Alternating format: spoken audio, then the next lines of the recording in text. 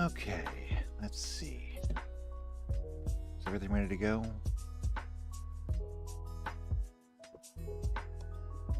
Let's see, that's off, that's off. Is this off? Yes, that's off, that's off. That's on. Stream is live. Alright then, let's get going.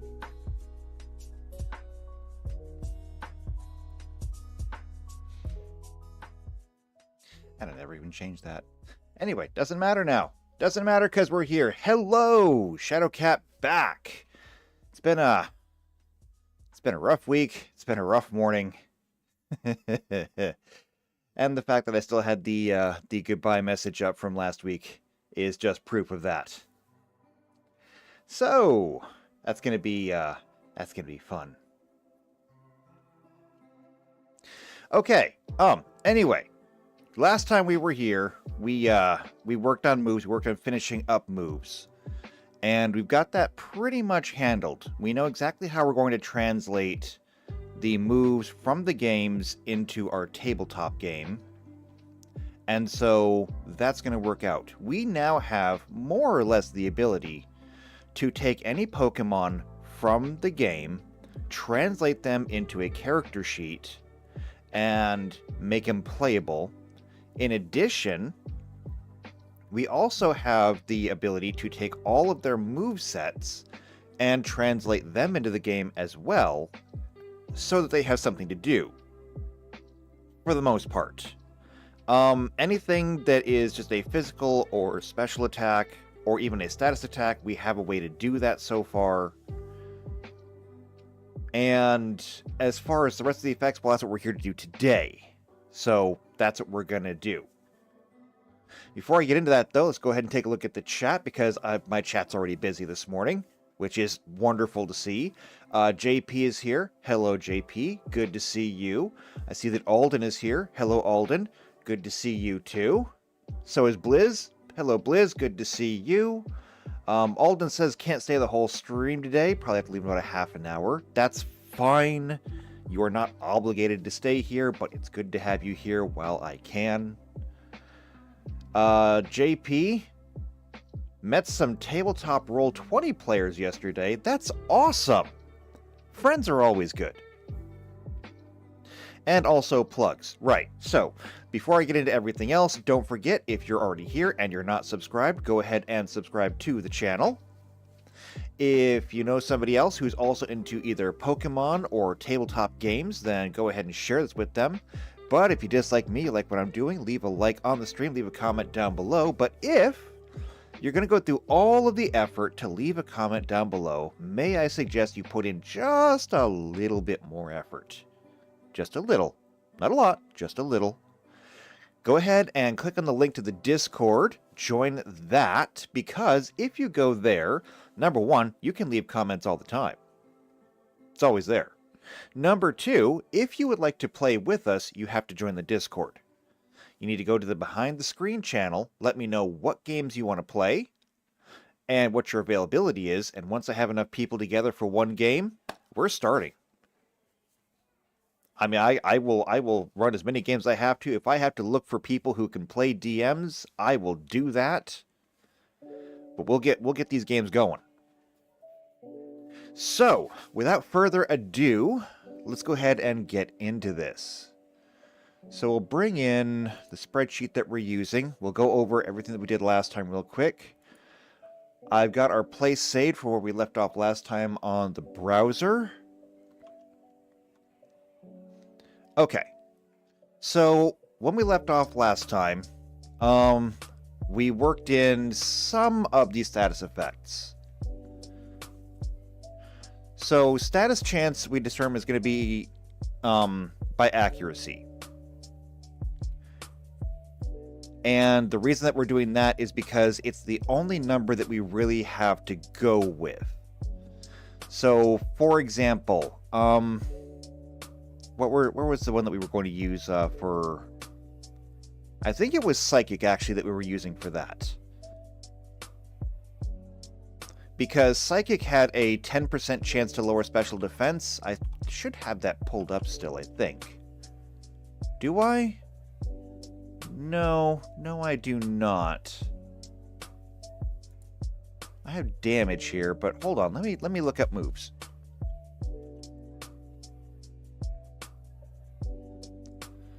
Okay, and I need specifically all the moves. Unique moves. No, I need moves by... Ah, here we go. All moves by availability in Generation 9. So if I were to just find Psychic, there's Psy Beam. Psychic, here it is.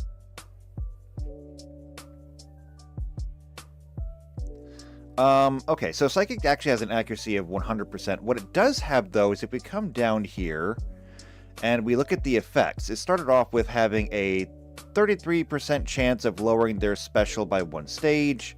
Later on, it became a 10% chance of lowering their special defense by 1 stage. And then from there onwards, it remained 10%, which is how we got that. So that's how we did that one. For status moves, in general, I think that's what we were using the accuracy for. So if we were to look at like actual status moves, just going to go ahead and pick a random one up here. Guillotine.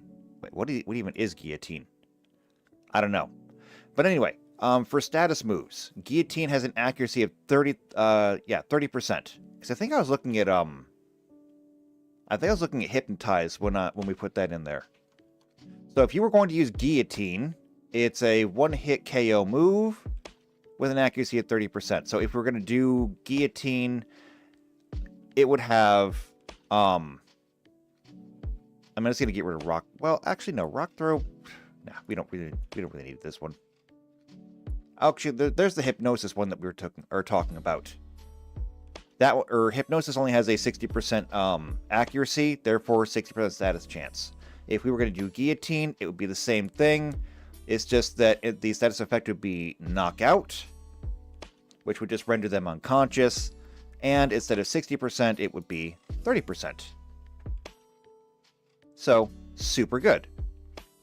Now, as far as like ranges go, because that's the one thing that we still need to work on before we get into all of the other effects. We still don't have a set range for these things. And that's a bit of a problem for us. When we looked into ranges, I've used spells as the as kind of the template for moves like this before, because we know that they all have a melee attack. And we can show the melee attack by simply going back to the conversion. And we can show that, like, right here we have the Aegislash, we have its size, type, and everything else. And down here under offenses, there's its speed, obviously. But it has a melee attack, this is the attack bonus, and then it has a melee damage. Now, being that it's melee, and this thing is medium size, we can come back to the space reach, and we can say that because it is medium, here we go, it has all of these bonuses, which are no bonuses because medium is the standard. The space is 5, the natural reach is also 5, which means it can attack any adjacent square. As you get into larger sizes, they have a larger space and therefore a larger reach. So we've got that going for us, but that doesn't help us with the moves. Instead, I'm going to look at something like, say, Acid Splash here. Now, Acid Splash, casting time is 1 standard action, components are verbal and somatic. The range is close. And so close in these terms is 25 feet plus 5 feet for every 2 levels.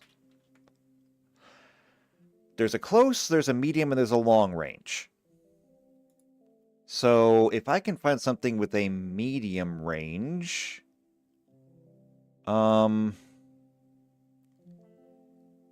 I wonder. Let's see. Ray of Frost. What's the range on Ray of Frost? Also close. What would be something with a medium range?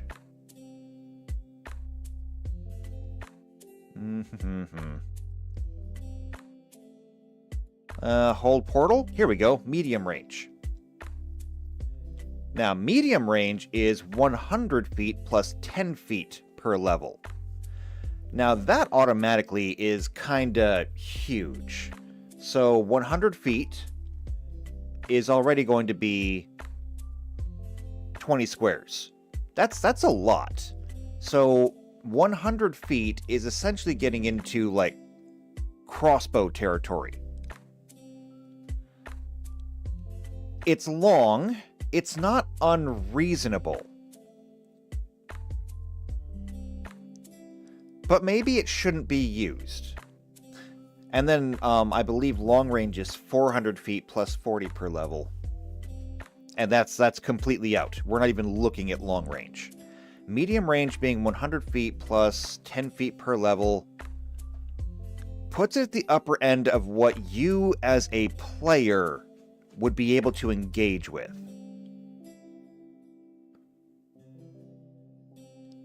And I just don't think that should be the case. I think that making them close range is the way to go.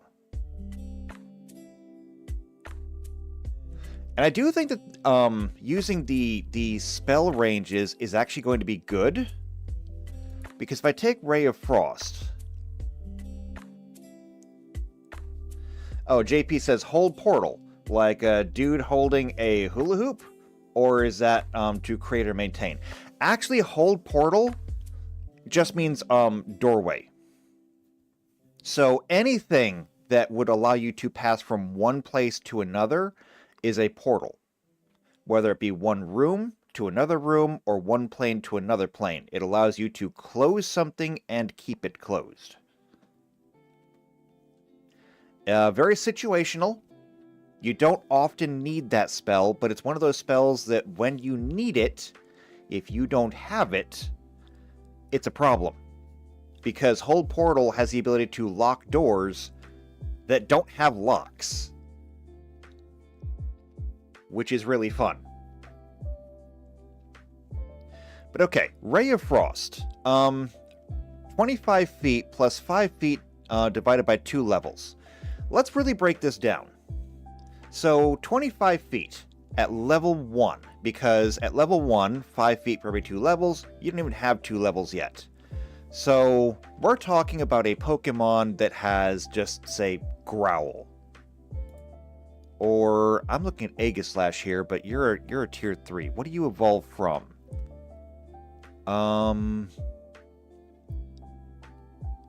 Right. It is a power form of Honedge. So let's go down to Honedge. Okay? There he is. There's Honedge. Isn't it adorable? So, level 1, Honedge, has Tackle and Fury Cutter. Both of which are attack moves. Tackle is going to be absolutely a melee move, so the range on that's going to be just melee. Fury Cutter, probably the same thing. Its next move is Autotomize?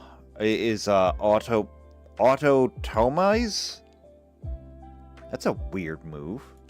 What even is that? Non-damaging Steel-type move introduced in Gen 4, but what does it do? Autotomize raises their speed stat by 2 stages if the user successfully... and if they successfully change their speed, decreases its weight by 220 pounds. That's interesting. Alright. Maybe not the best example. Let me find a different example. How about this one? Here's the Bidoof. We had a Bidoof before. So Bidoof at level 1 is going to start with Tackle and Growl, which is great. So, for Tackle, obviously it's a melee move. And so it will only really be used at melee. I think, at least. And actually, let me throw this one to you. Should we separate our, should we separate the moves into melee and ranged?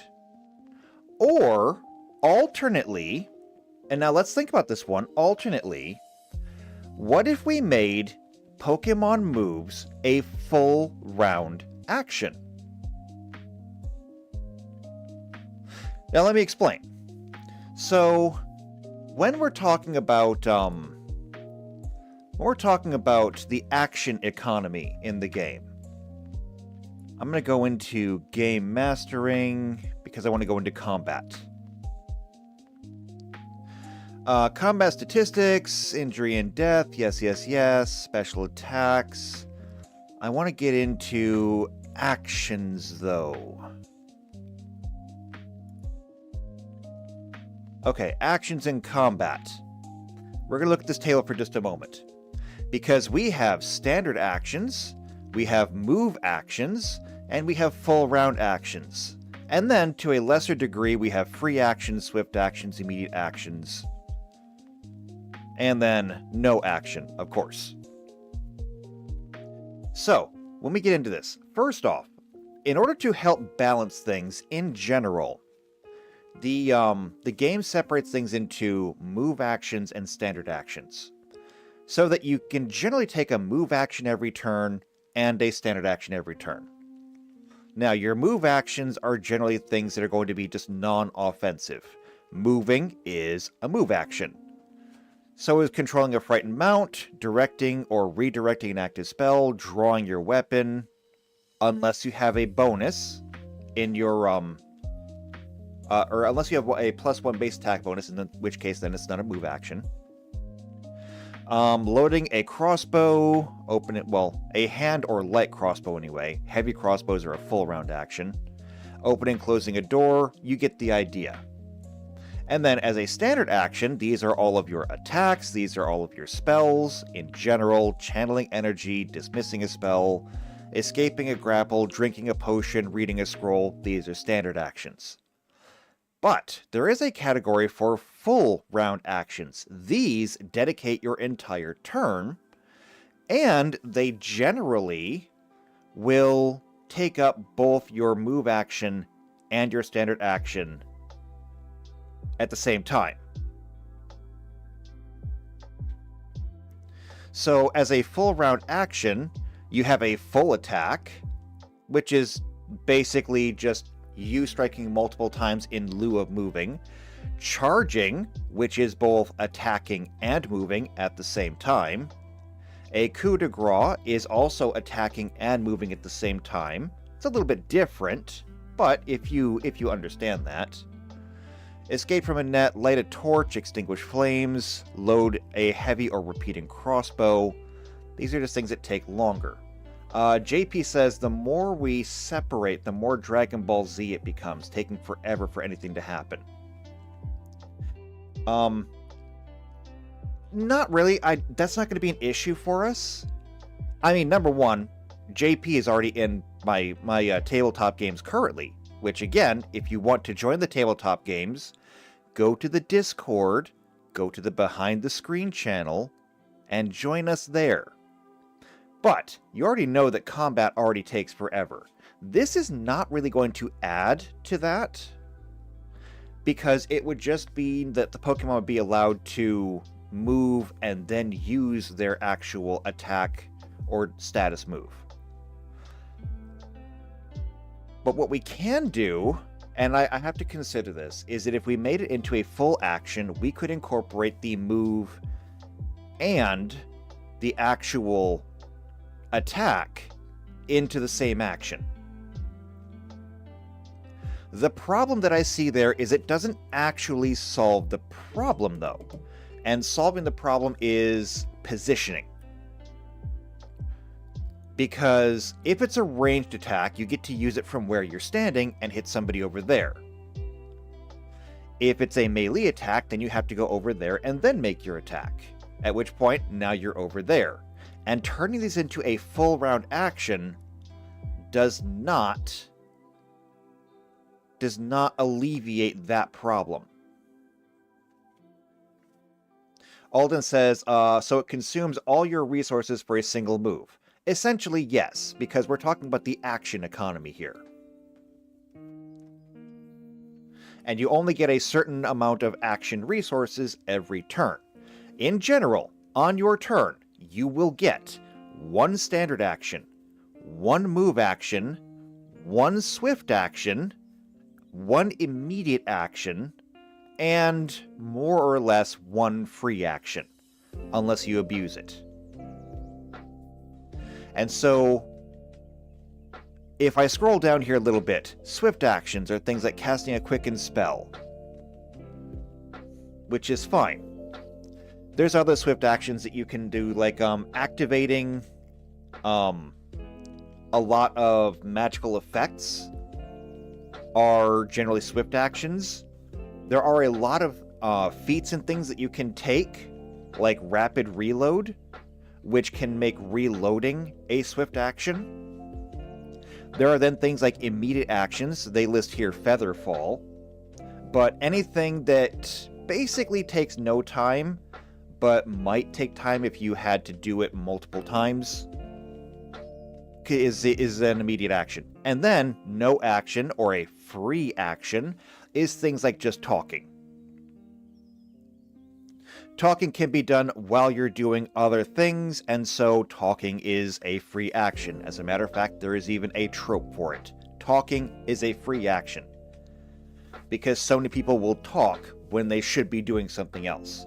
Point being, though, that's generally what you get, is 1 standard, 1 move, 1 swift, 1 immediate, and 1 free. Now, you don't have to use those all the time, or every time rather, and in fact, you generally won't be able to use every single one of those every time. But a full round action is going to consume all of them.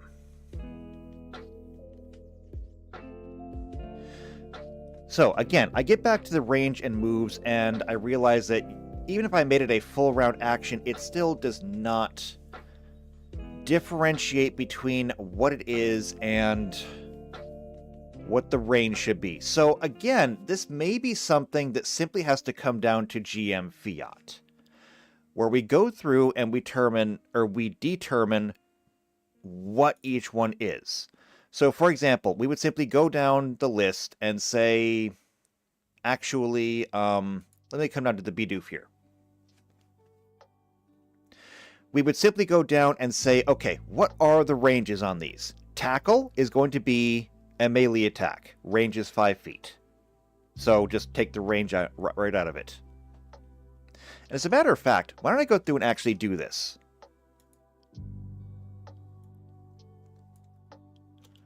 We're going to delete these. And we're going to make this Bidoof, and we're going to try to work in the, we're going to try to work in all the moves. So we've got 6 templates here. We'll do the first 6 moves. So, tackle.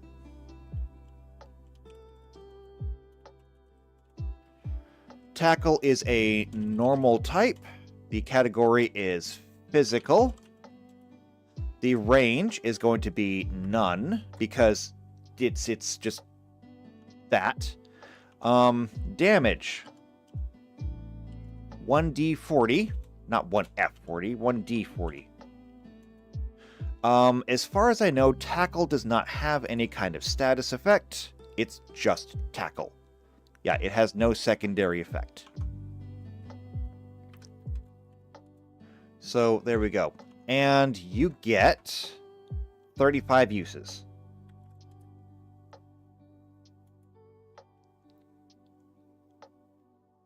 Let's see. JP says, doesn't tackle have an extended range when it comes from a flying type? I don't know. Let me look. So, generation 3 to 4, tackle can be used as a second move from a Pokemon contest competition when the user gains 4 bonus appeal points if defensive curl, harden, or leer was used in their previous turn. Generation 5 and 6, tackle's power was increased from 35 to 50, its accuracy from 95% to 100. From Gen 7, the power was decreased from 50 to 40, and in Generations 8, we've got Pokemon Legends Arceus, and Arceus was just weird. Since then, it hasn't changed. So, no, it does not get any kind of bonus when used by a flying type. Although, I mean, I can understand why it might. In our case, though, if you have a flying Pokemon that knows Tackle, it's a flying type. It just has to fly over there and do it. So that'll be fine. Next up is going to be Growl. Now, Growl, interestingly, has an accuracy of 100%, and it is a status move. So, Growl, the type is normal. Category is status. The range. Now, here's where it's going to get interesting. We need to go back and look at our list here. So we're going to do the first 6. 1, 2, 3, 4, 5, 6 is Taunt. So we're going to do everything up to Taunt. And Taunt is going to be level 17. Do you remember when we looked at the ranges for those spells? It was 25 feet plus 5 feet for every 2 levels. Now this means that your minimum range is going to be 25.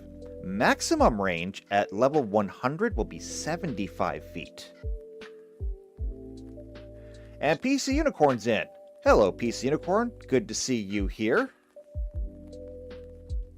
Alright, so at level 17, we're going to have to go down to the nearest even number. That's going to be 16. If we divide that by 2, that's 8. Multiply that by 5 is 40. Plus the 25 means that the range for this is going to be 65 feet.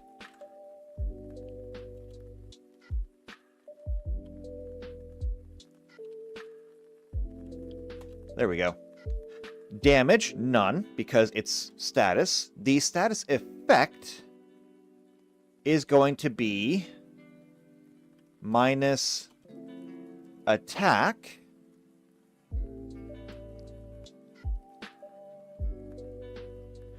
and the status chance, as they pointed out here, is 100%.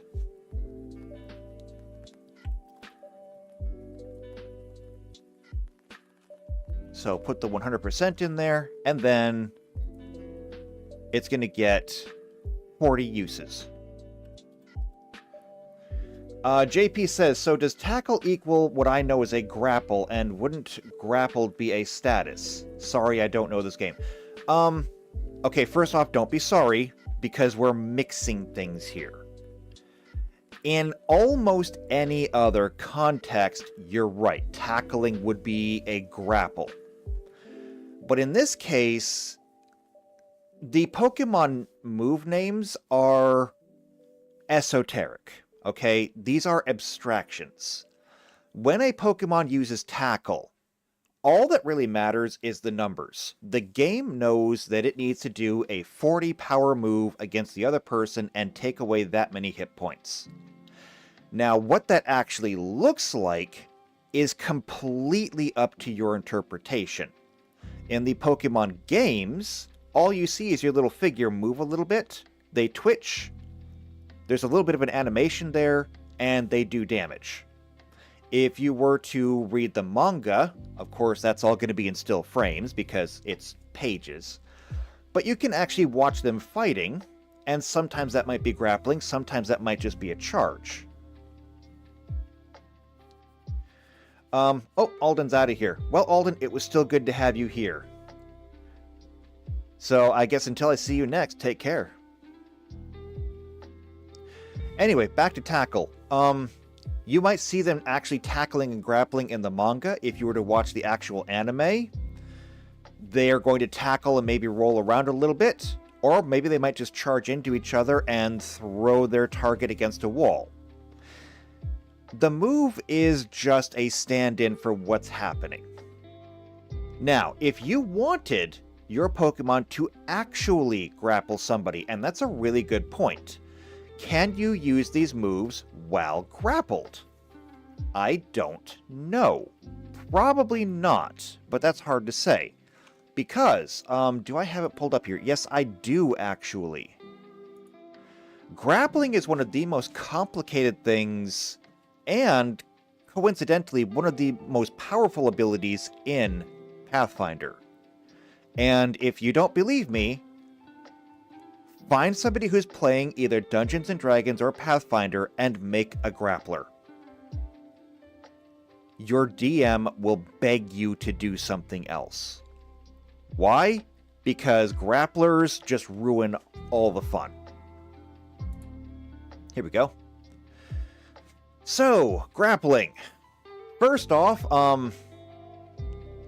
we have already, like, these two little boxes here that help to try and, that try to help straighten everything out, complete with flow charts. Okay? When your move needs a flow chart, you know you have entered peak nerd territory. But, point is, as a standard action, you can attempt to grapple a foe, hindering their combat options. If you do not have the improved grapple, grab, or similar ability, it does provoke an attack of opportunity from the target of your maneuver. Humanoid creatures without 2 free hands to grapple a foe take a -4 penalty on combat maneuver rolls. If successful, both you and the target gain the grappled condition. If you successfully grapple a creature that is not adjacent to you, move that creature to an adjacent open space. If no space available, your grapple simply fails. And it goes on and on and on from there. Now, this is a combat maneuver, which we already have covered. If we come back here to what we were doing with these character sheets, we have level, alignment, size, type, all of this stuff, which is great. We have our defensive stuff, which is armor class, touch armor, flat-footed armor, hit points, saves, all that. Our offensive abilities, we have our base statistics, and underneath our base statistics, we have our combat maneuver bonus, and we have our combat maneuver defense. Now, if you want your Pokemon to grapple somebody, all you have to do is command your Pokemon to grapple them. And then, first off, because Pokemon are not really going to have feats, except for the ones that have feet, but that's different, the other Pokemon will get an attack of opportunity. So, great. And then, after the attack of opportunity, assuming that it doesn't knock them out, of course, it's going to be your combat maneuver bonus, so 1d20 plus this, against their combat maneuver defense. And if you succeed, they're grappled. If you fail, they're not, and the turn continues. Now, as it points out here, once you have them grappled, you can try to move them, you can try to damage them, you can try to pin them, tie them up. If you're grappled, you can try to escape your grapple. Of course, every turn you have that option. And if there are multiple creatures attempting to grapple a single target, your GM has screwed up, and the game is over because you won. Because no GM ever wants to have a grapple with multiple creatures. GMs don't want to have grapples with 2 creatures. GMs don't want the word grapple to come up in any game. That's just the worst. So, tackle is not grappling. That is grappling. Tackle is going to be something else. Tackle is literally just a move. Alright, now, Growl is going to be minus attack. We just did that. And, I needed to add here, because,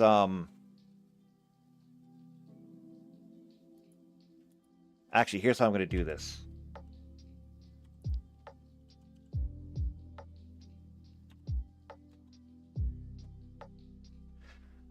It's either going to be an advantage or a disadvantage depending on how far along you are on this. So if you hit them with Growl, they're going to move down to the -1, in which case all of their physical attacks will take a disadvantage. And if you keep disadvantaging each other, eventually you can get down to all the way to -6, At which point, I mean, you have to take the worst roll out of 6 rolls, and you're pretty much never going to hit. However, remember when I was talking about level 1 Pokemon? So you're going to have this level 1 Pokemon. And at level 1, you're only going to get 1d4 of hit points. Okay? Which is terrible, especially when the other the moves that the other Pokemon are doing like 1d40 damage, which is why we are sticking with the whole Pokemon get knocked out, Pokemon do not get killed. The only thing that can kill a Pokemon is going to be a coup de grace. Okay, I've already decided that one. You have to coup de grace your Pokemon to kill it. Otherwise, like, Tackle would be an instant kill move. Because their constitution's going to be too low, and they're going to die. So, anyway, doing 1d40 damage to a level 1 Pokemon is going to be a one-hit kill pretty much guaranteed. So how do they protect each other? Well, that's easy. Number 1, you're going to have moves like Growl. And Growl is going to make it so it is harder for them to actually hit, because they're not going to have a good dexterity, they're not going to have any decent armor, so it's really just going to make it harder for them to hit that coin toss. If you can give them disadvantage, they have to flip 2 heads instead of just 1 to hit. The same thing's going to be true with, what would it be? What's the opposite? It'd be like Sharpened Claws or something like that? Where it would raise your attack and thus give you advantage. It's going to make any moves that boost your attack or special attack very powerful. But anyway, that's how we're going to be protecting ourselves at level 1. Now, mind you, you're not going to be at level 1 for very long, but it's okay. And with a 65-foot range, that's not bad. 65 feet is going to be 13 squares. And I'm just going to put this down here. Oh, actually, we had put down here size category times 10. I'm changing that, actually. So this is going to be 25 feet plus 5 feet for every 2 levels. That's better. Alright, what was move number 3 for the Bidoof? Defense Curl. So Defense Curl is a normal status move. It's normal, it's status. The range is none because it targets yourself. The damage is none because it's status. The status effect, it increases the user's defense by 1 stage. It also doubles the power of the user's rollout and ice ball so long as they remain in battle. It does not stack with itself and cannot be baton passed. Now, as far as the second one, we don't have to include that, but we can simply say that for the status effect, it's going to be plus defense. And if we look over here on the side, that is going to be a +1 armor class or a +1 kinetic armor class, depending on what game we're playing this in. The status chance, of course, is 100%. You're targeting yourself. Why would you resist it? And it has 40 moves.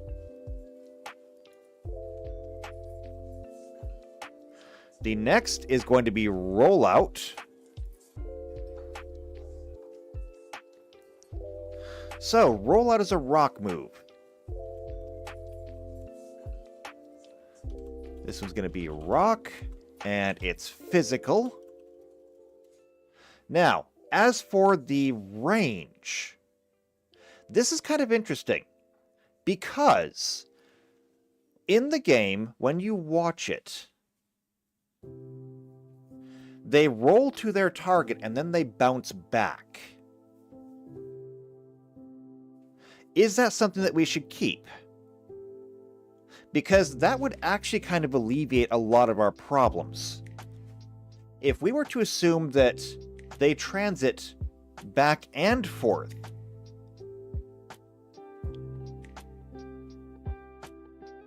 if we assume that if they work like rollout and they transit back and forth, that could solve a lot of our problems. So for example, with tackle, if we assume that when they tackle and it's a full round action, that they travel to their target, do the attack, and then come back,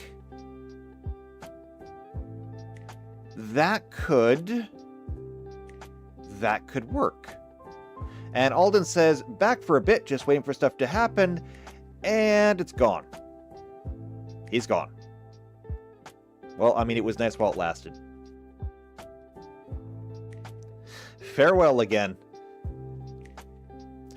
The only problem that I see with the return to starting position tactic is, again, what happens when we apply this to characters? So if we were to, instead of targeting another Pokemon with this, what if they were targeting, say, you?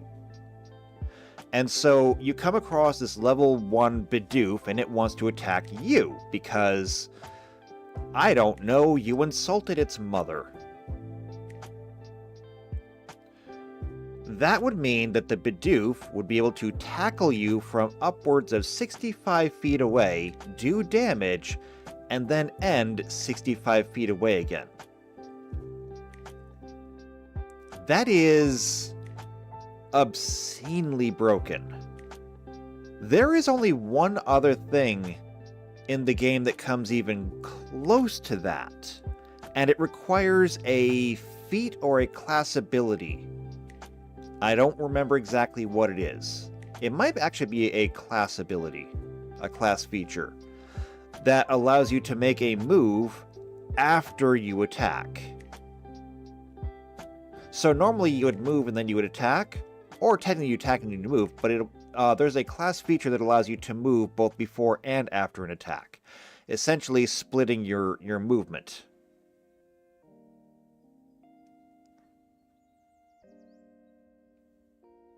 I feel like that's a really, really bad way to go about this. So for rollout,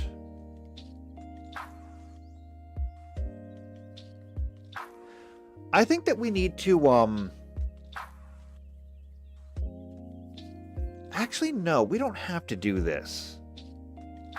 We don't have to do this. I could make all moves a full round action. I mean, I can do that. And then we can simply determine what the best course of action for these is. Rollout could be a charge.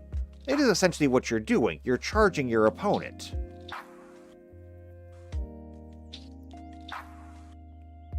So, since it incorporates both a range and a damage, then it's just a normal attack. It also means that tackle is going to be would be a full round action, which means that you would have to really position yourself well, or you'd have to be in an encounter where they actually wanted to fight you. Because you would not be able to move and attack on the same turn. So you would move in, and they would have the opportunity to move away.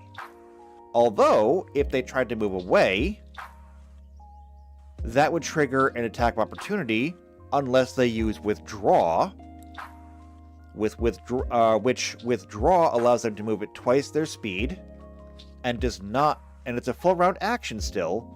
Twice their speed does not trigger an attack of opportunity.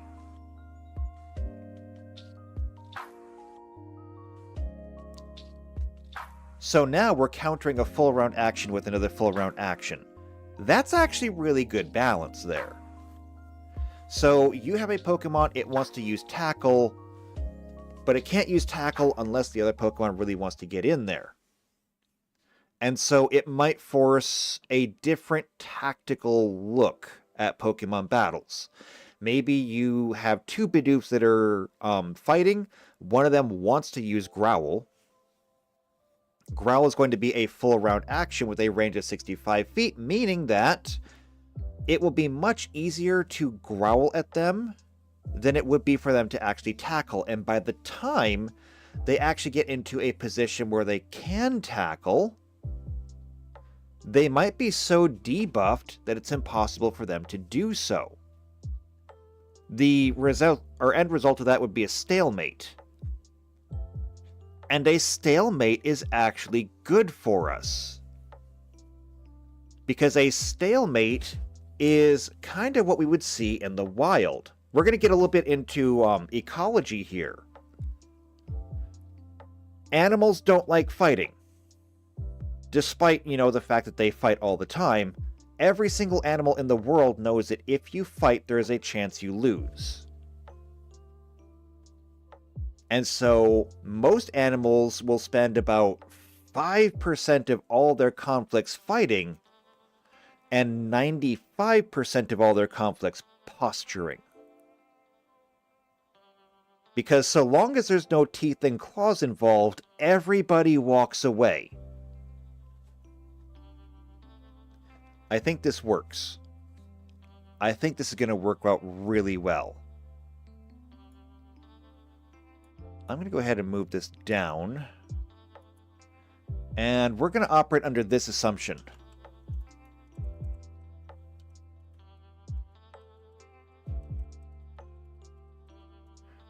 Moves are going to be full round actions.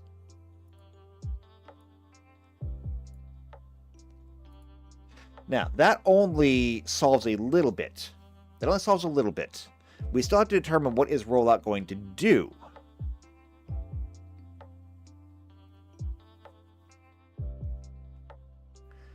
Because if rollout returns you to the previous point, that is still, disgustingly powerful. The alternate would be that we turn rollout into just a melee attack.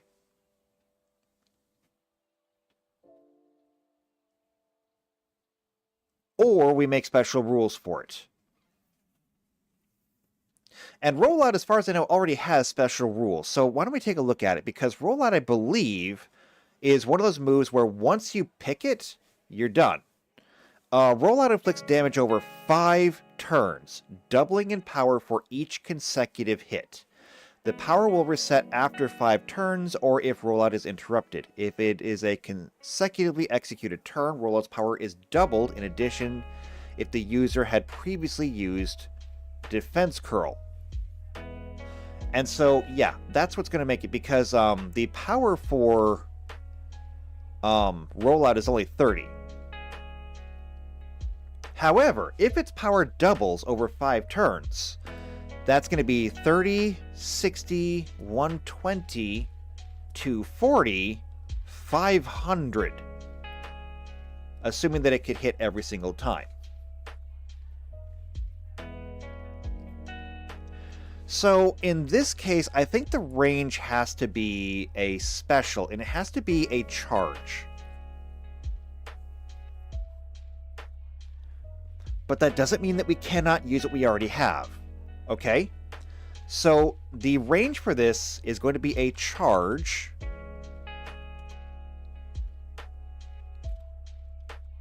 But we can still use the range that we've already worked out. 65 feet. Meaning that if you use rollout, your target has to be within 65 feet. The damage is going to be 1d30. However,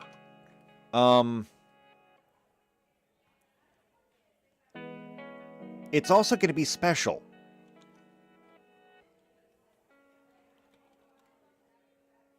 I may have to put in a notes section, because there are some things that need to that need to change on these.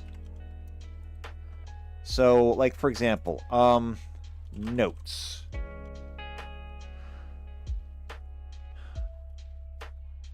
This lasts for 5 turns. Double power each turn.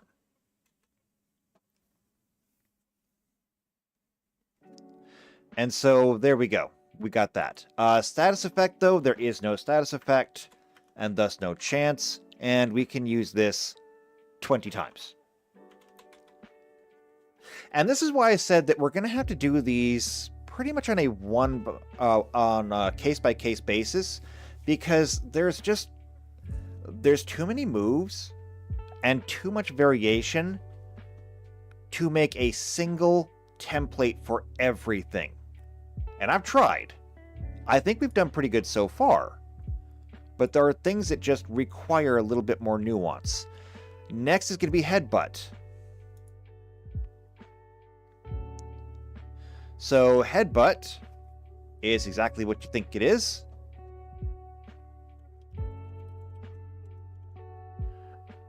It's a normal physical move. It's a headbutt, so the range is going to be nothing. Damage is 70. Now, status effect. So, headbutt does damage and has a 30% chance of causing the target to flinch. Now, flinching. That is something that we need to get into because that is a secondary effect.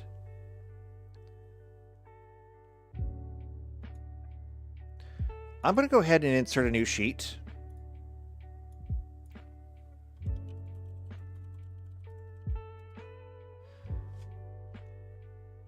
I'm going to insert a new sheet. I'm going to go ahead and copy this format over to here so that we can get to work on this. Now, when it comes to secondary effects, I had already pulled them up over here. So we're going to go through and we're going to, I think I'm going to go ahead and list these right off the bat. So burn, freeze. Did I not format copy?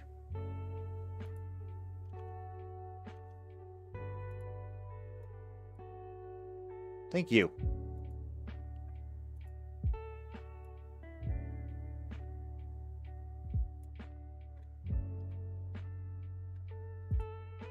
Okay, so burn, freeze, frostbite, paralysis and poison,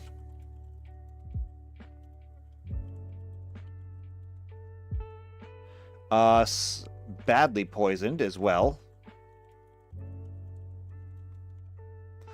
Let's see, sleep and drowsy. Now, some of these we may need. Some of these we may not need. Let's see, volatile statuses. Ability change and ability suppression.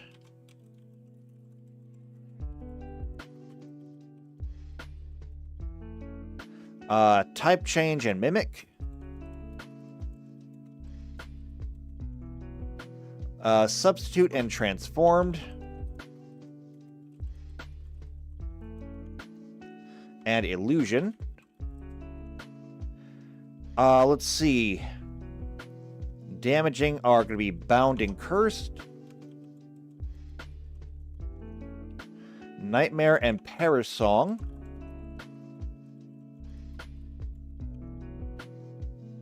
Seated and salt pure.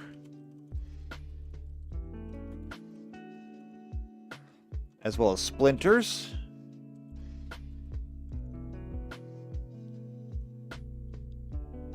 Let's see, for effectives we got autonomize and identified.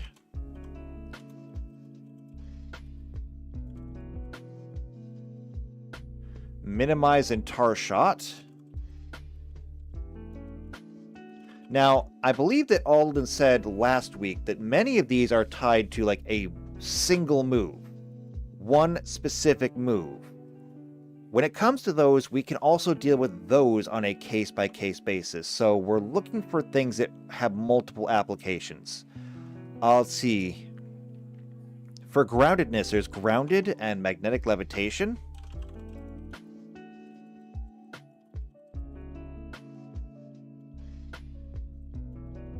As well as telekinesis. For healing, there is Aqua Ring and Rooting. And I am off the screen. There we go. There is Laser Focus, Taking Aim, and Drowsy. And Drowsy, didn't we list that up here? Sleep, Drowsy, yeah. So we may have duplicates as well that I need to watch out for. For priming, there's Charged and Stockpile Count.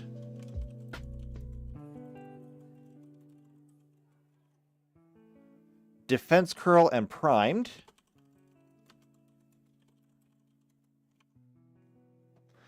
For prevention, there is Can't Escape, which has sub-categories.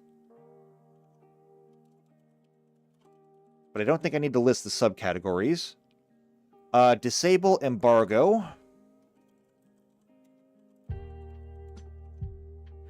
Heal Block and Imprison.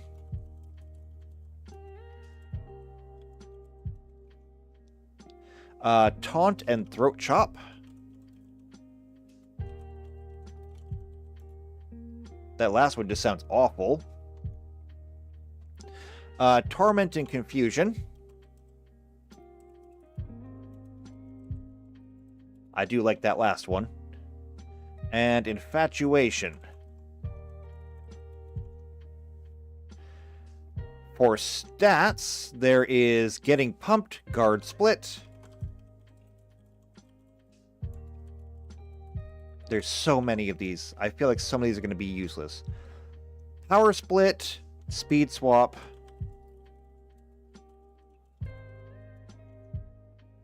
Power Trick, Power Boost.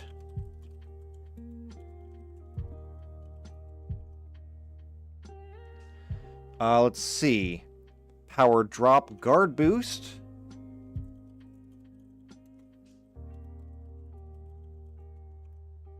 There's Guard Drop, Critical Hit Boost.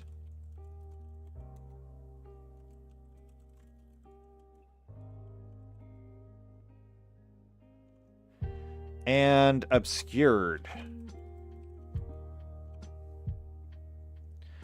How many more of these are there? Too many. Choice Lock, Encore.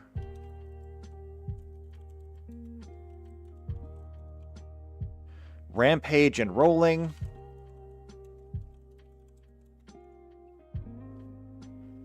Make an Uproar and Fixated.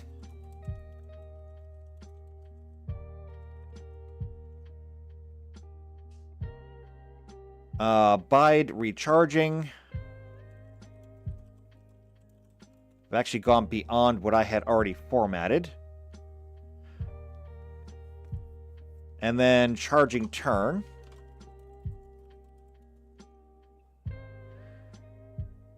And then Transient. And here we go. Flinch and Bracing.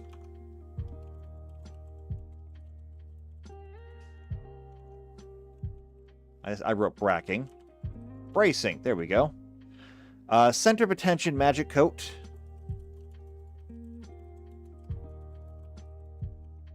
And Protection. As well as, well, no, it just says Might there. I'm not sure what that means. I'm just going to go with Protection. Okay.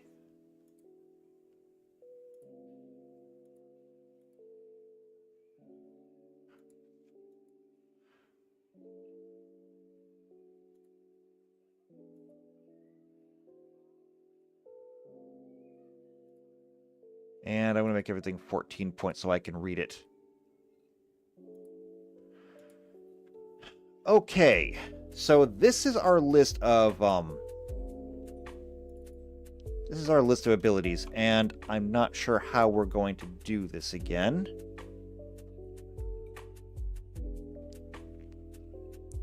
So I do believe that what we fell on last time is we're gonna go ahead and start with burn. We're gonna start with burn. And what I do believe is that for burn, what we did is we took 10% because it was just easier to work with. And we're going to do 10% of the move's power. I believe the game said it deals 1/16 of the receiving Pokemon's maximum hit points. But that's just too complicated for us to do. I could do 10%, but that seems a little bit too punishing. And so we'll actually tie it to the move the same way that we do in Starfinder with a weapon that does burn damage. So, if it's a burn, it is 10%,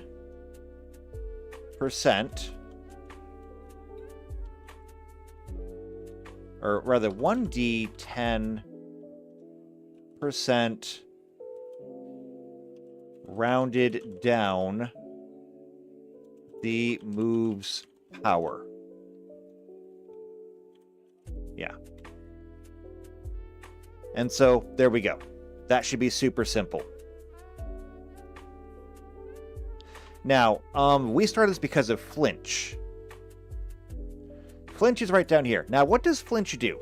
All that flinch does is it makes it so that the target Pokemon cannot take an action on its next turn. We already have something for that, and it's called Daze. All Daze does is stop them from attacking. If I come back here to Game Mastering and go to Conditions,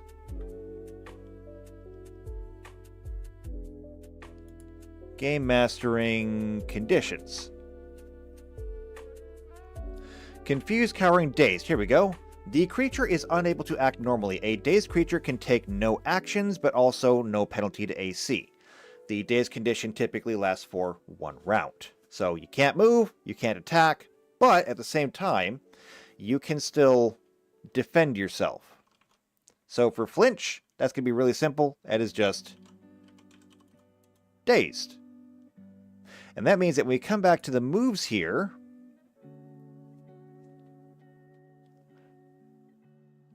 the status effect is going to be flinch. JP says that flinching gets you punched in the arm.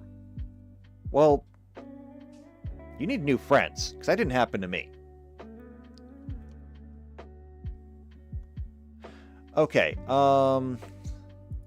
headbutt. I'm still in head... No, yeah, I'm still in headbutt. So there's a 30% chance of the target to flinch. Generation 2... It let them shake small trees. Generation 3, it's no longer a field move. Generation 4, it's not a field move. Does anything else change? No. And so it's a 30% chance to flinch.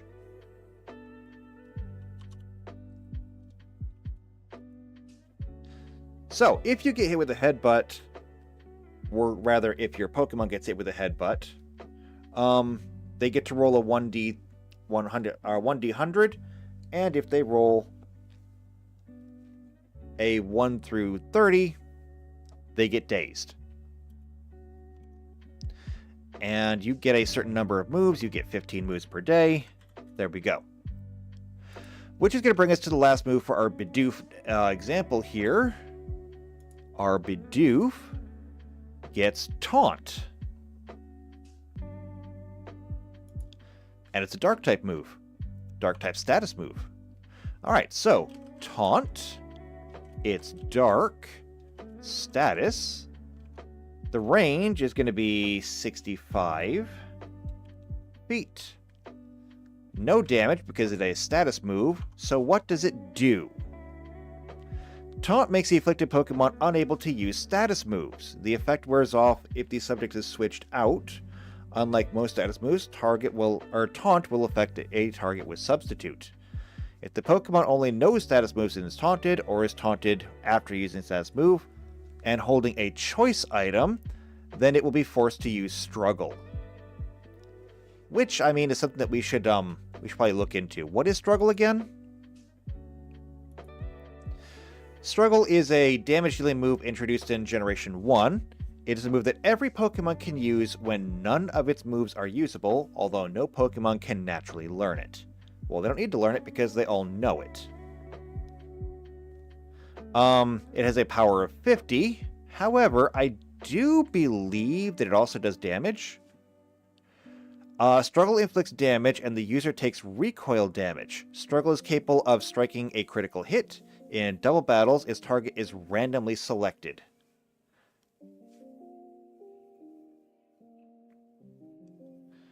So that's interesting. Also, recoil damage.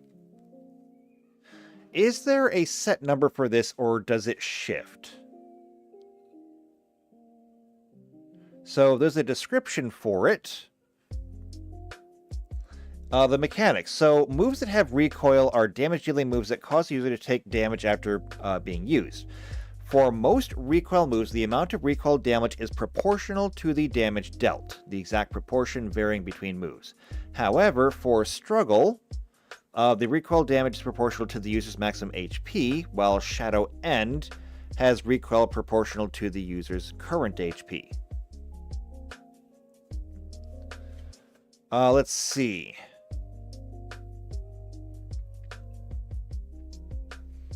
I don't see anything else. There are all these abilities that actually affect it.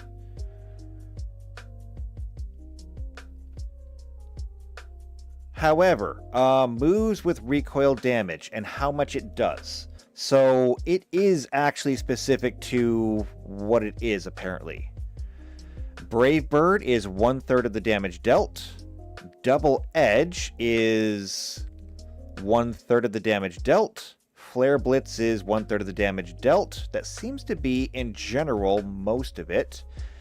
Head Charge is 1/4. Head Smash is 1/2. Light of Ruin is 1/2. However, this move is exclusive to a Pokemon that has never been legitimately available, so it doesn't really matter, I guess. Self-destruct is equal to 4/5 of the user's maximum HP. That's interesting. So technically, if it was your opening move, you could survive self-destruct. That's kind of a weird concept. Shadow End is 1/2 your HP. Shadow Rush is 1/16 of your maximum HP. Struggle, however, from Generation 4 onwards, is 1/4 of your maximum HP.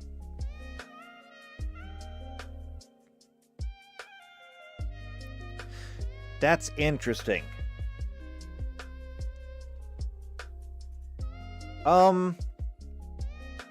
I really hate these fractions of your HP. I'm not a huge fan of using fractions of the damage dealt either. I don't like using the fractions, because fractions are going to require us to sit down and actually calculate it. So, I mean, let's say that I have this level, what do we say, level 17? I think it was a level 17 Bidoof. Now, since we have a level 17 Bidoof, and Bidoof has only 2 stages, that means that we're dealing with this right here. So 1d6.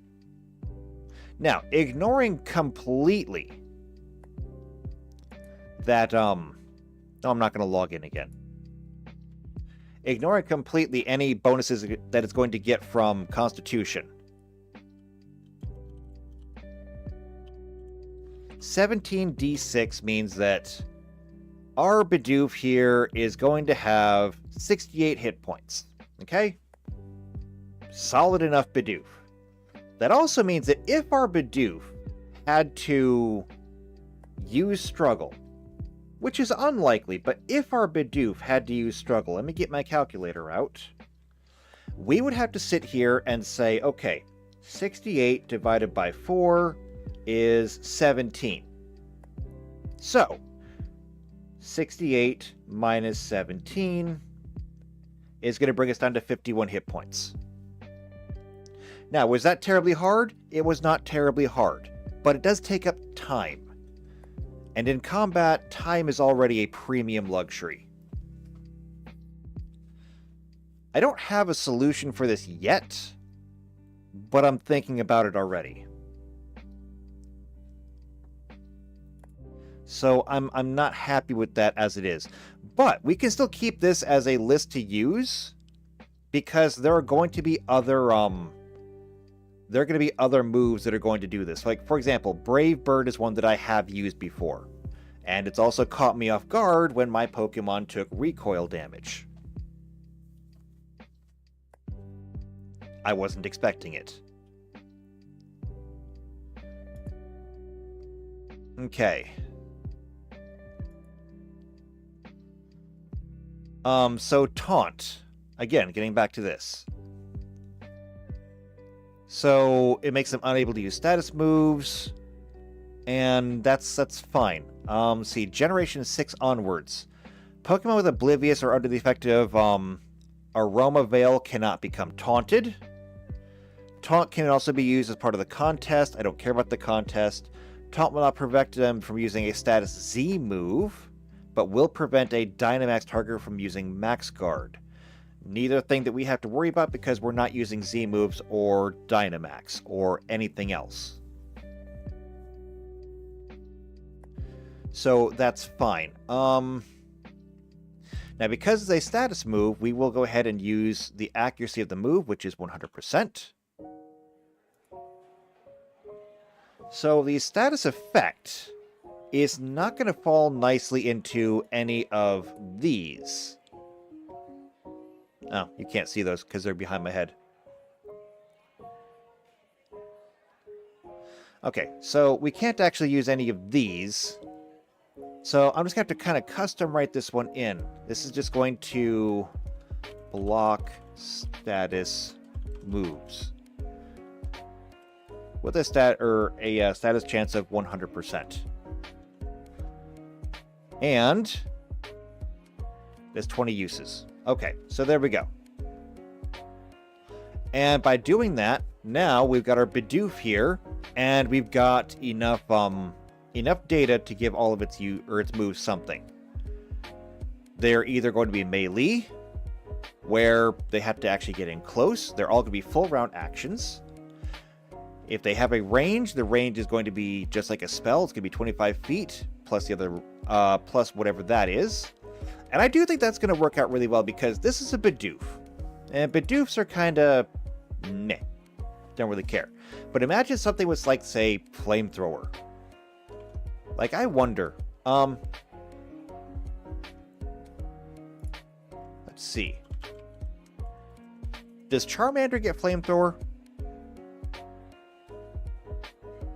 And I'm not looking at TMs. I'm just looking at normal moves as they learn them. It actually does. It learns Flamethrower at level 24.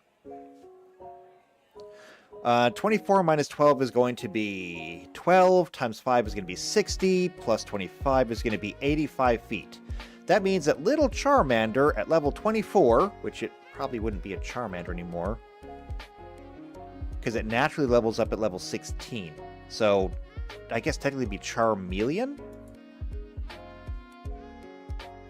Let's look at Charmeleon instead, actually. Oh, Sky is in. Hello, Sky. Good to see you there. Let's see. Charmeleon learns Flamethrower at level 30. Charmeleon levels up to Charizard at level 32, so this would actually happen naturally. 30 divided by 2 is 15.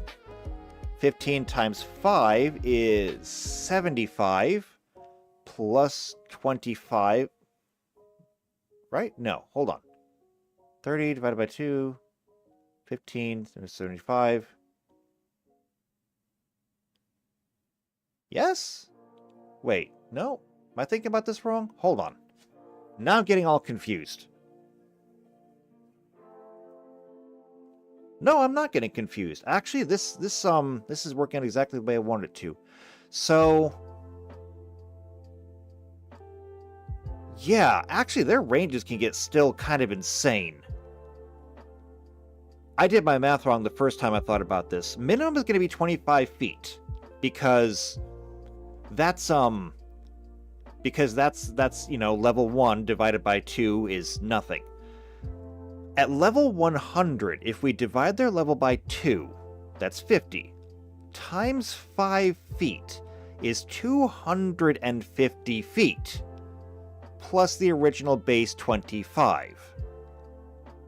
Which means a level 100 Pokemon would have a range of 275 feet. That's crazy. I mean, I feel like it's well deserved. I do. I feel like that is well deserved.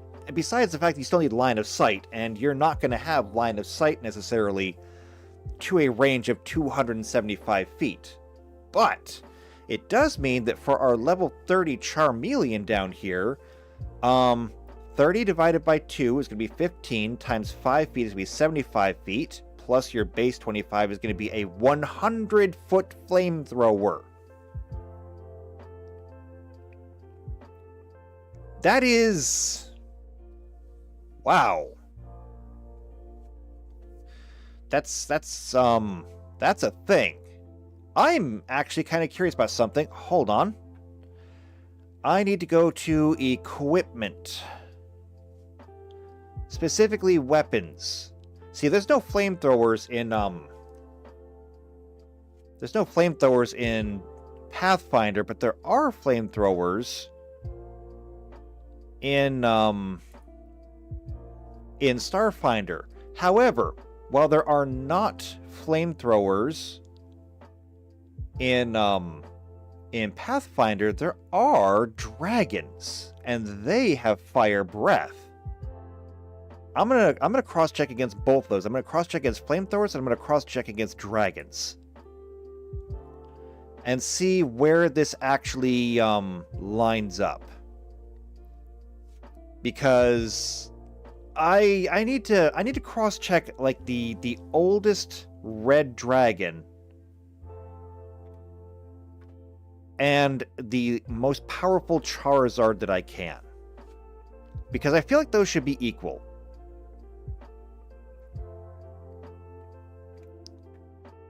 And I'm not seeing it. Where even are they?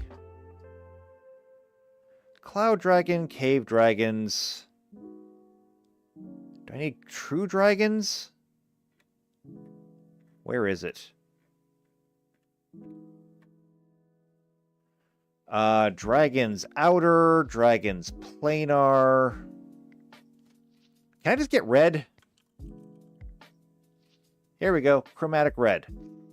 I want an ancient. I think I want ancient.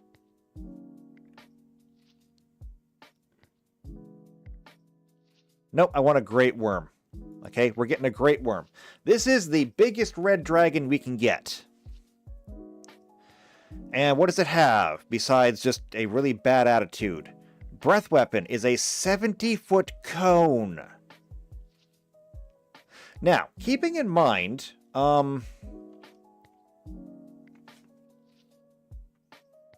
flamethrower is...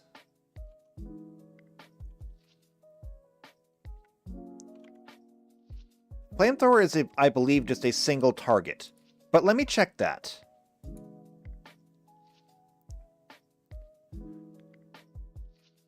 Let's see. So the range is both opponents plus an ally.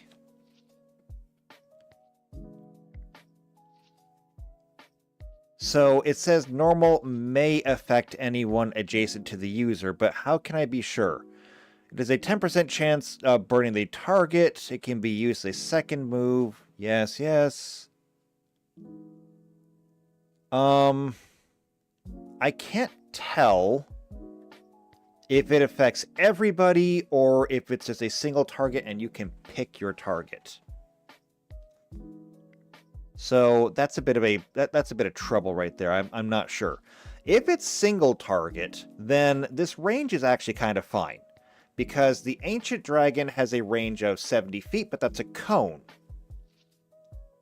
And it's going to hit everything inside of the cone. And yeah, that's a really big cone, but it's not it's not the same. And PC Unicorn says, can't be equal, Charizard isn't a dragon. Charizard is a dragon. Okay, I'm going to die on that hill. They did make it a dragon eventually. I think you have to use like an item or something. I'm not sure. Either way, I'm aware that like Charizard is not a dragon because dragon types didn't exist. But still, for all intents and purposes, we know it's a dragon. And even Death Battle knows it's a dragon when they did Agumon versus Charmander.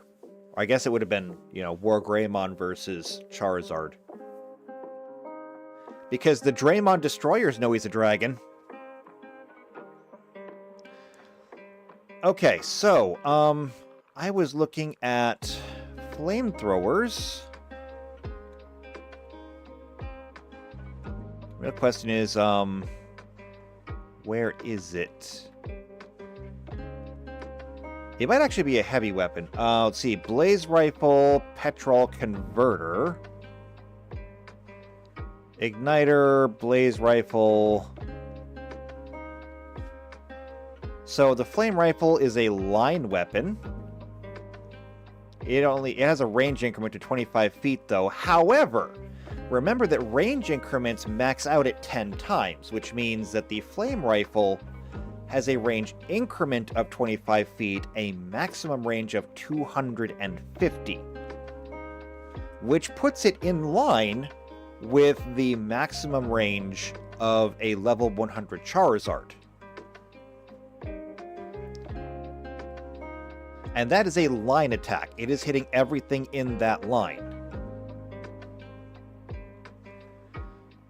So that may be the closest we get to like an actual flame an actual flamethrower, because real flamethrowers are not what you see in video games. They're not this thing that like fans out a cone of fire.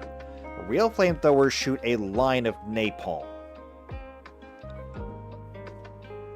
So having it be a line attack is actually a lot better. I think that we're actually good on something here. I think this is actually going to work out well for us.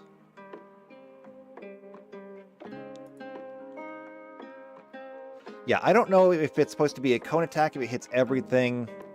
I see nothing to determine that it does. And this just says normal may affect anyone adjacent to the user. I think that means you have to pick a single target. Okay, then we can ignore that. I'm going to move into these status effects.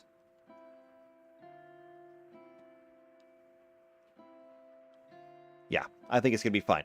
All right, moving on then. So even then, burn. Flamethrower, it says it has a, 10% chance of burning the target? Yeah. 10% chance of burning the target, and since it does, its power 190, if it does burn the target, the burning will do 1d9 damage at the beginning of every turn. So there you go. Pretty good. Freezing. Nope, not there. Status conditions. Here we go. So, freezing. The freeze status condition. It causes a Pokemon to be unable to use any moves. From Generation 2 onward, frozen Pokemon have a chance to be thawed each turn, 10% in Gen 2, 20% in Gen 3 onwards, possibly even thawing right after being frozen. However, in Gen 1, a frozen Pokemon never thaws without external aid. And a Pokemon cannot be frozen in harsh sunlight. So all moves which cause freezing are ice type with the exception of Tri Attack, Secret Power when used in snow or ice, or that's in Gen 4 onward, and Freezing Glare. Now, do we have a commensurate condition?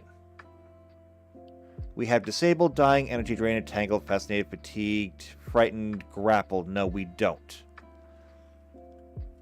So, what we do have, though, is Paralyzed. A character is frozen in place and unable to move or act. They have an effective Dexterity and Strength score of 0 and are helpless, but can take purely mental actions. A winged creature flying in the air at the time becomes paralyzed, cannot flap its wings and falls. A paralyzed swimmer can't swim and may drown. A creature may move through a space occupied by a paralyzed creature, ally or not. Each square occupied by a paralyzed creature, however, counts as 2 squares to move through. In other words, it's rough terrain. So, for Frozen, this is just paralyze. However, it is paralyzed with a, let's say they said 20% chance. 20% chance is a 1d5.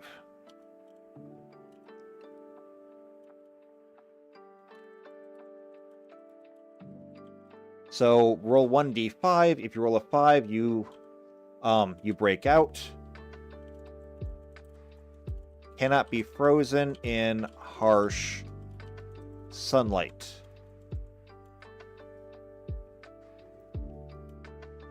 Now, and I wish Alden was here because I think he said something about this last time. I don't remember.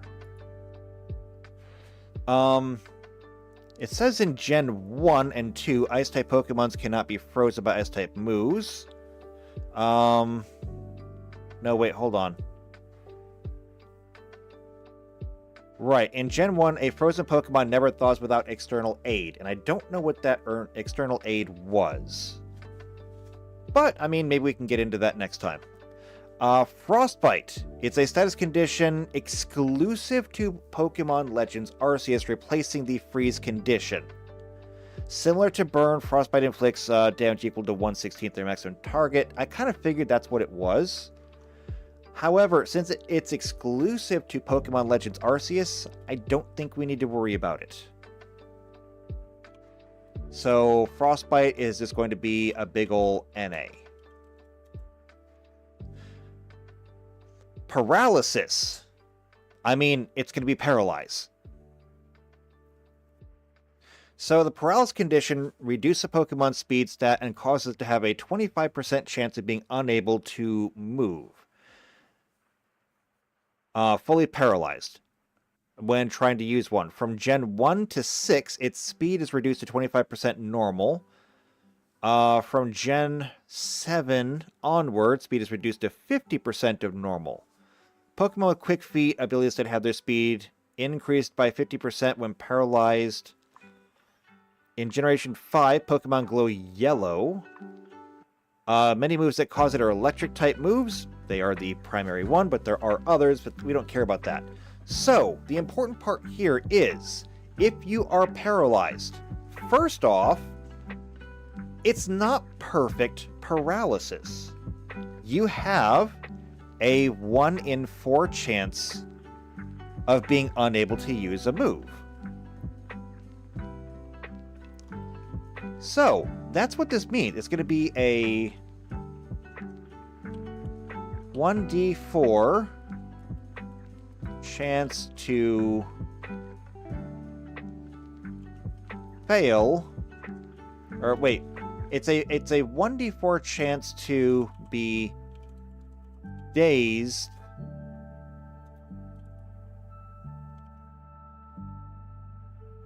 and how long does this usually last? See, Pokemon with the Limber ability cannot normally be paralyzed. Furthermore, if a target is paralyzed, smelling salts will cure paralysis. Can be cured with paralyzed heal, but it doesn't really say anything else.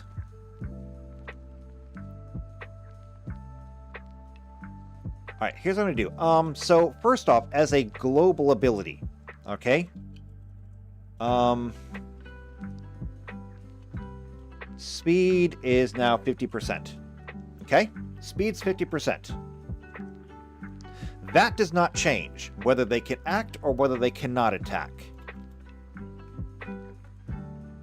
So, speed times 50%. 1d4 chance to be dazed at start of turn. And I mean, I guess it lasts until I don't know what. It doesn't really say.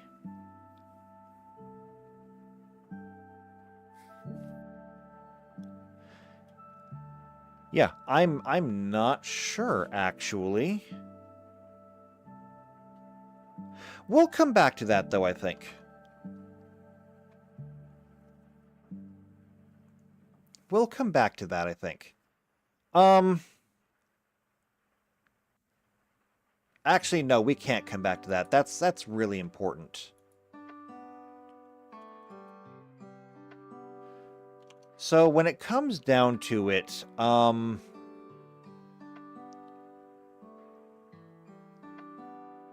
moves that would actually do this can also be caused by static, electric spore, gulp missile. I'm going to look at Thunder Wave because they've got it listed here. So Thunder Wave. This is a status move. It has a 90% chance. It does no damage, though.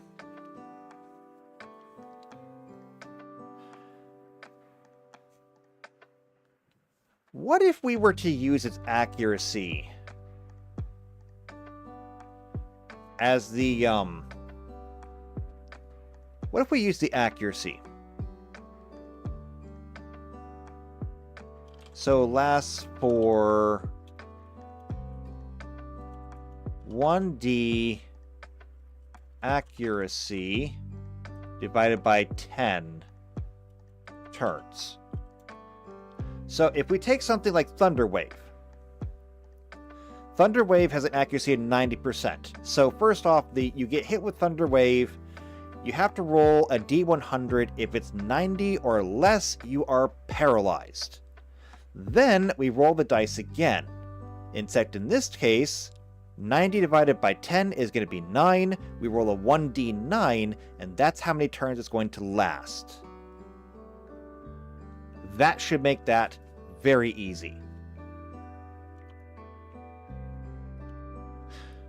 That should make that easy. I like that. Okay, Poison. Let's move on to Poison. This is going to be one of my favorite moves to work on. Okay, so Poison.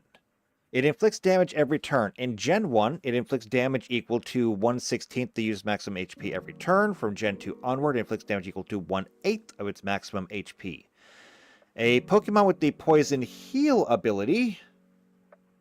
JP says, I now have AC/DC's Thunderstruck in my head. Look, I'm not telling you what to do. All I'm telling you is that per our rules, when you make your character, you're going to have to pick a trainer type. So every character on creation picks a type. You will have difficulties using Pokemon that you are weak to. And I gotta say, as far as picking a type goes, electric types are actually some of the best. Because electric types only have one weakness. Which means that if you pick an electric type, there's only one that you would actually have to roll Handle Animal on, and that would be ground types. Everything else is pretty much available to you. I mean, electric types are going to be some of the best. And if you pick an electric type, or if you pick electric as your trainer's type, and you want to bring electric types with you, you can make AC/DC your theme song all day long. Okay? I will not stop you from doing that. You can have your own personal theme songs.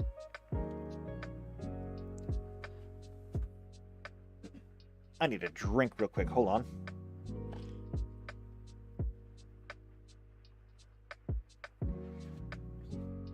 Okay. Back to Poison. So it does 1/8 of their maximum HP. I just do not like using fractions like that. I understand the reason, but I don't like it. All moves which cause poison are poison type, with the exception of Twin Needle, Secret Power when used in Tall Grass, Generation 3 only, Psycho Shift while you are poisoned, or Fling if Poison Barb or Toxic Orb is held. Poison-type Pokemon cannot be normally poisoned. The other causes of poisoning are one layer of toxic spikes, poison plant, effect spores, or poison touch. In Gen 2, Steel-type Pokemon cannot be poisoned by Pokemon, and Pokemon with the immunity ability cannot normally be poisoned.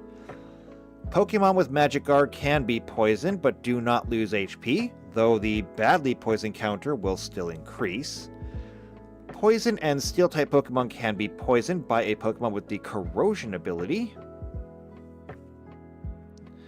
Poison, including bad poison, can be cured with an antidote, Drash Berry, or Pecha Berry. In Generations 1 and 2, poison damage is applied after the Pokemon takes its turn, but is skipped if the opponent faints during that turn.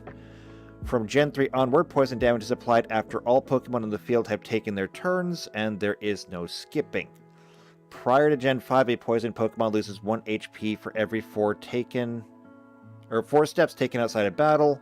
In Gen 4, a Pokemon whose HP is reduced to 1 via poison outside of battle will have the poison status removed. In Generation 1, 2, and 3, the HP will reduce to 0, causing it to just straight up faint. Okay, so that's how poison works in Pokemon. However, let's take a look at how poisons work in Pathfinder. Because how they work in Pathfinder is completely different. So, in Pathfinder, you have curses, diseases, drugs, madness, poisons, infestations, all kinds of stuff. There are many, many, many different ways for me to kill you as the DM. But all of them are going to fall back into this affliction system. No matter what it is, it all comes back to here. So, every single affliction is going to have the same properties. It's going to have a name. It's going to have a type. And that type is going to determine a lot of things. So the type of affliction, such as a curse, disease, or poison, it may also include the means by which it is contracted, such as contact, ingestion, inhalation, injury, a spell, or a trap. It'll tell you what kind of save you need. For most of them, it's going to be a fortitude save. For some of them, it'll be a will save. I don't think there's any that are dexterity saves, but there might be. Actually, I think inhalation and injury types might be a reflex save, but I'm not sure. Anyway, onsets. The onset is the amount of time before it takes effect. Some have an onset that is immediate. Others have an onset that can be rounds to minutes to hours to days.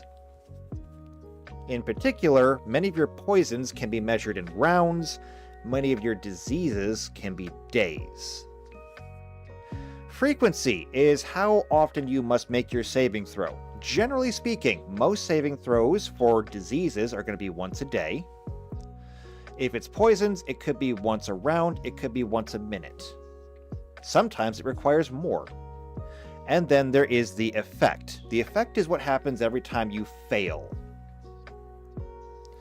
And what's going to happen here is we're going to move into the tables.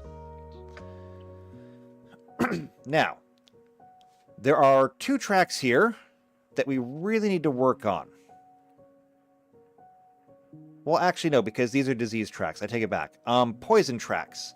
We have a strength poison track, a dexterity, constitution, intelligence, wisdom, and charisma. So we'll look through these, even though we're going to have to pretty much pick one.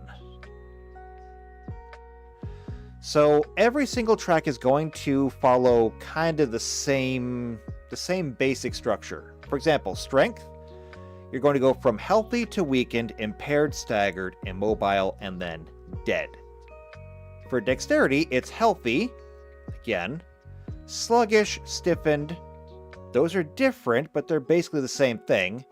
Staggered, immobile, and dead. For constitution, healthy, weakened, impaired, disabled, unconscious, and dead. For intelligence, healthy, weakened, impaired, animalistic, comatose, and dead. Wisdom, healthy, weakened, impaired, confused, comatose, dead. And for charisma, healthy, weakened, implied, pliable, catatonic, and then dead.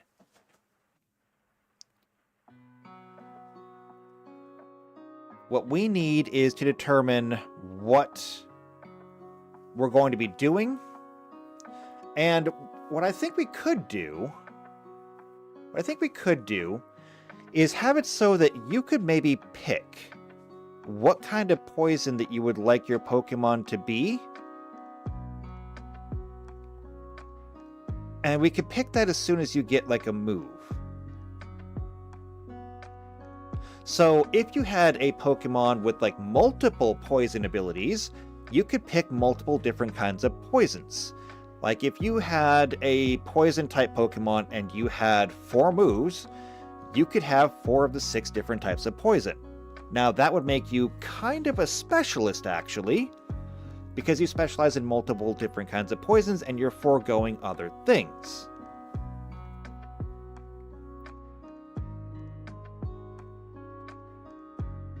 We could do that.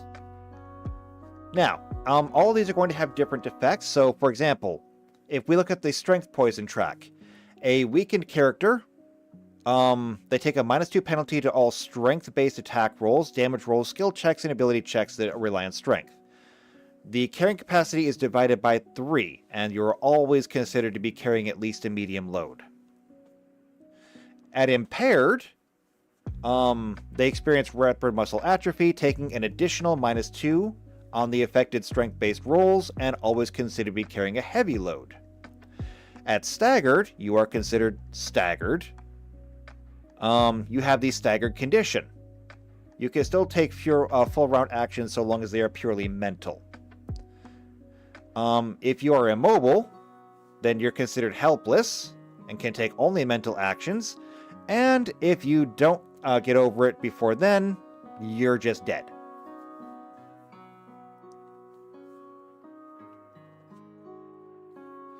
Now, this is how poisons work in Pathfinder. However, there's a very obvious difference here, and that is that in Pokemon, the poisons do damage to your HP. In Pathfinder, they do damage to your stats. None of this actually changes your HP, and even if we come down to the Constitution track, again, it's a -2 penalty on all Fortitude saves and Constitution checks. Anything that is attached to Constitution takes a -2 penalty. At Impaired, it's an additional -2 penalties for up to -4. At Disabled, you become disabled. If you take a standard action, you lose hit points. Once you become unconscious, you're unconscious. Period. And then you're dead. But even then, you only lose HP. I mean, there you go.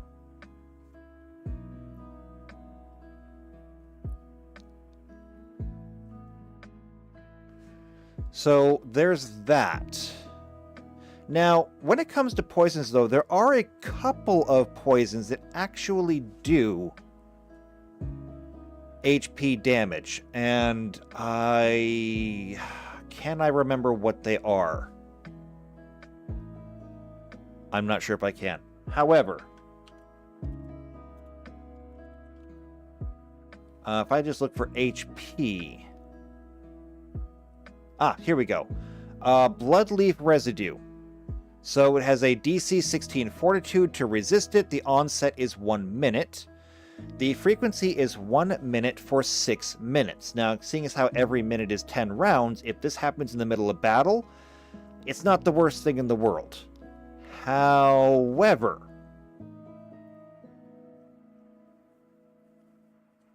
the effect is 2d12 HP damage and 1 Constitution damage. The cure is only 1 save, but still, 2d12 HP damage. It's rather serious. It's not the worst poison in here, but it's rather serious. I mean, just for reference, arsenic is up here. Now, arsenic is one that we should be familiar with because arsenic is one that we have experience. Arsenic has been used for hundreds of years, thousands of years actually. And arsenic has a fortitude DC of 13. Other things that we're familiar with, hemlock is in here. Hemlock, right here. So hemlock is ingested, has a DC of 18.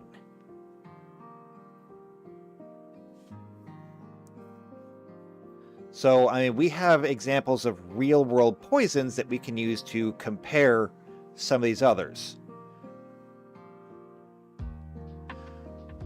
But right there we have an example of a poison that actually does HP damage, and it does 2d12, which is, you know, significant.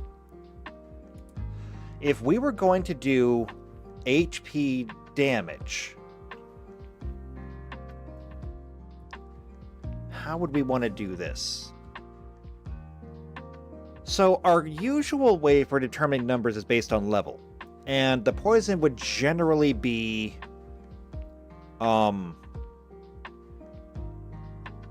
it would generally be the level divided by 5. However, if we do that, that is going to cap out the poison at 1d20, which, you know, this bloodleaf residue, 2d12, that's a minimum of 2, maximum of 24. 1d20 is a minimum of 1, maximum of 20. That also means that poison, though, used against another Pokemon, is kinda weak. So, what else can we do?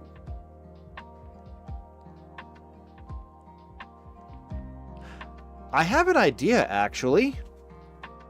What if we simply made the amount of poison damage equal to the Pokemon's level?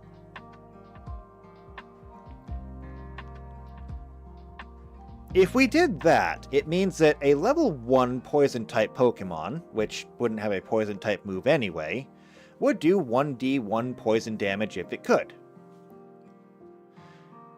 However, a level 100 Pokemon would do 1d100 poison damage. Now that would be lethal for pretty much any human. It would also be very dangerous for any other Pokemon, which it should be. But let's see if we can actually find a Pokemon here. I need to find my list of Pokemon. Pokemon by base stats. Here we go. This is just base stats, though. It's not all Pokemon, but I should be able to find a, a poison-type Pokemon. Let's just look. Looking. No. Here we go. Ekans. You're a poison type. You're like the original poison type. Alright, so let's look down at your moves and take a look at your first actual poison move. Okay, and it looks like for Ekans, you're going to get Wrap at level 1, Leer at level 2. Or at level 1, excuse me. So, I mean, Wrap is just your basic move. Leer, it increases or decreases the defense stat of all adjacent Pokemon by 1 stage. Or all adjacent opponents, rather. Which you can see because it's red. So it's going to hit both of them at once. I think that means it's Flamethrower that I was looking at, yeah. These are in yellow, so you have your choice. Leer, these are in red, you're going to hit both of them. So that's great. At level 4, though, we're going to get Poison Sting. So Poison Sting has great accuracy. It has a power of 1 or 15, so it's going to 1d15 damage. It's going, let's see. The accuracy in this case doesn't actually matter because that's the attack roll. Poison Sting does damage and has a 20% chance of poisoning the target. So, again, you roll 1d100, and if it's 20 or less, the target is poisoned. Then we have to worry about damage. and how long does it last? How do we want to do that? So the poisons need to have a limiting or a limit on them. And if we come over here to all the poisons, we can see that every single one of them has a cure. Okay? Arsenic has a cure of 1 save. Azure Lily Pollen, 1 save. Let's see. Black Lotus Extract, one of the most famous poisons. And yet, not even the worst poison, just the most famous poison. It does 1d6 constitution damage, 1 round for 6 rounds, which is incredibly deadly, and has 2 saves. However, Bloodmarsh Spider Venom requires 2 consecutive saves. If you fail either one, you die. Or at least you fail. Eventually you die. Well, even then. It's 1d4 dexterity damage. So it's not the worst thing. So we need to have something like that for ours. How do we want to do this?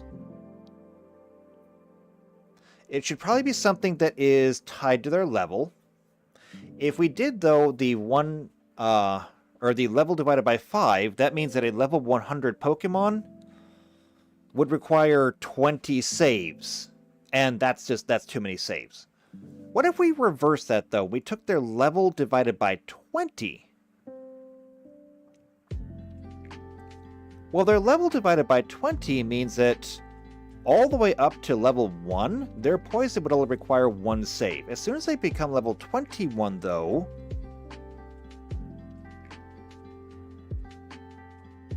Well, even then, that would take them all the way up to level 40, I think. At level 40, 40 divided by 20 is going to be 2. So for the longest time, their poison would only require 1 save. And that's probably a good thing, actually. Yeah, that's probably a good thing. Okay, so here's, I think, what we're going to do. If we're poisoned, I think what we're going to do is this. It's going to be a fortitude... It's going to be a fortitude save. The DC is going to be their level, or no, 10 plus their level divided by 5, okay? This means that the DC for doing this is going to start off at 10. It will cap out at a DC 30, which is good. Poisons from a level 100 Pokemon should be deadly. Okay?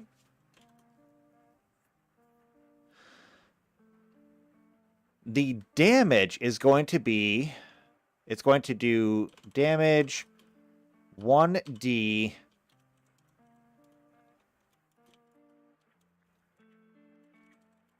It's going to be 1d their level. Okay? And the cure...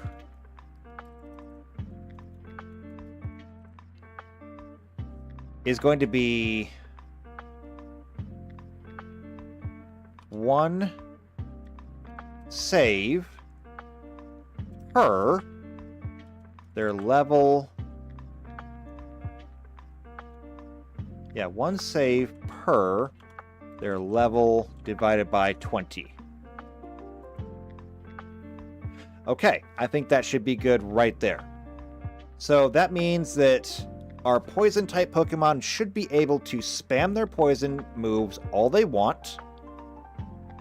I don't know if they're going to stack, because poison does not stack as far as I know in Pokemon. It says here about poisoning. It doesn't say anything about it stacking.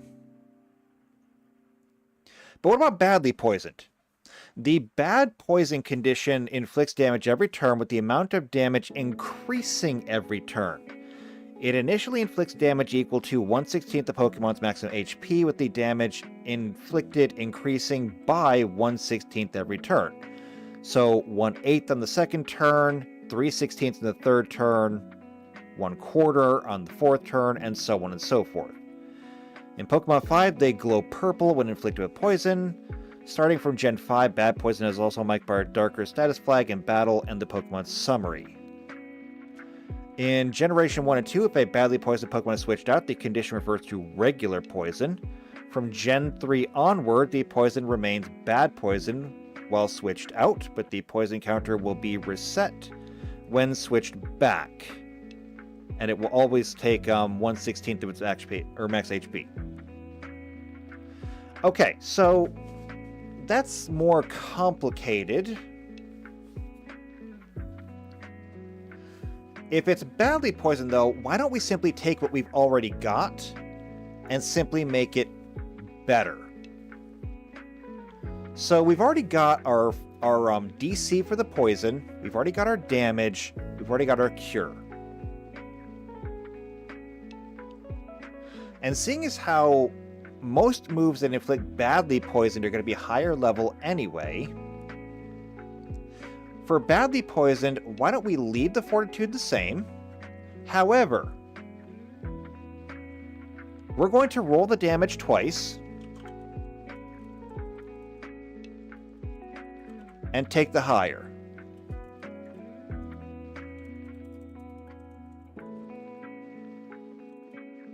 And cure saves become consecutive.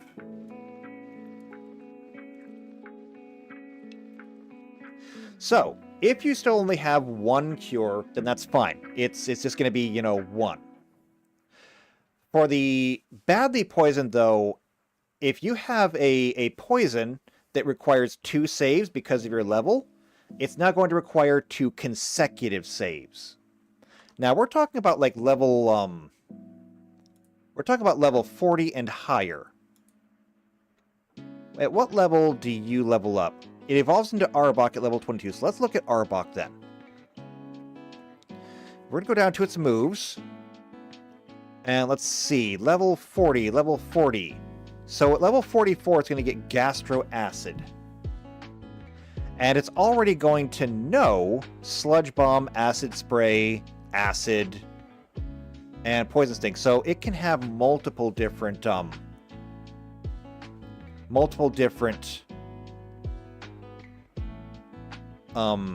moves.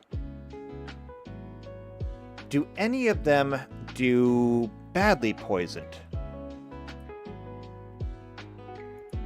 So Belch, let's see. Belch deals damage, cannot be selected unless the user has previously eaten a berry.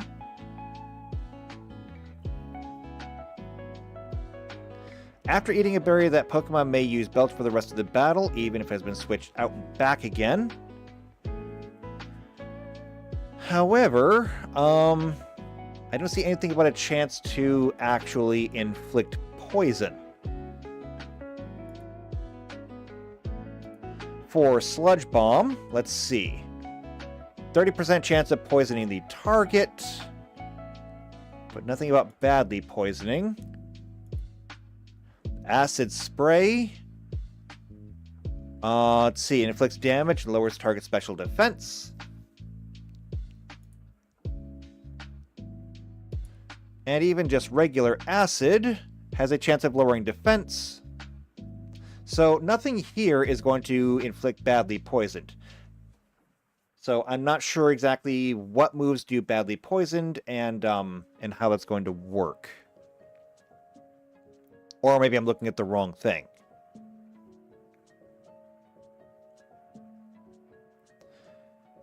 It says here that all moves which badly poison are poison type, but it doesn't actually tell me what kind they are. So I'm not sure exactly how this is going to work. But anyway, for what it's worth, given that we now have the rules for poison, I think it is worth going back to, before we get out of here, because I am out of time, I think it's worth going back to the Pokemon types. Because when we were going through all of these and we looked at, the normals get double the number of learned skills, flyers get a fly speed, grounds get a burrow speed, etc., etc., we came down to poison types, and the only thing that we could give poison types is that they were immune to the poisoned condition. Now that we have rules for poison, we have a better idea of exactly what that means. It means that they will not need to make any of these rolls. They will not be vulnerable to taking this damage every turn. And I don't know if it stacks yet, but if it ends up stacking, or if there is a way to inflict poison or badly poisoned reliably, poison types are going to have a huge leg up against both other poison types and against pretty much everyone. The only thing that I can think of that we do not have in here is that it says in Gen 2, Steel-type Pokemon cannot be poisoned unless the Pokemon has corrosion. And I don't know if that's still true. We can look into this. It says here that Steel-type Pokemon are immune to damage from Sandstorm. In Generation 2, they're immune to Poison-type moves, means Steel-type Pokemon can only be poisoned by Twineedle and cannot be badly poisoned.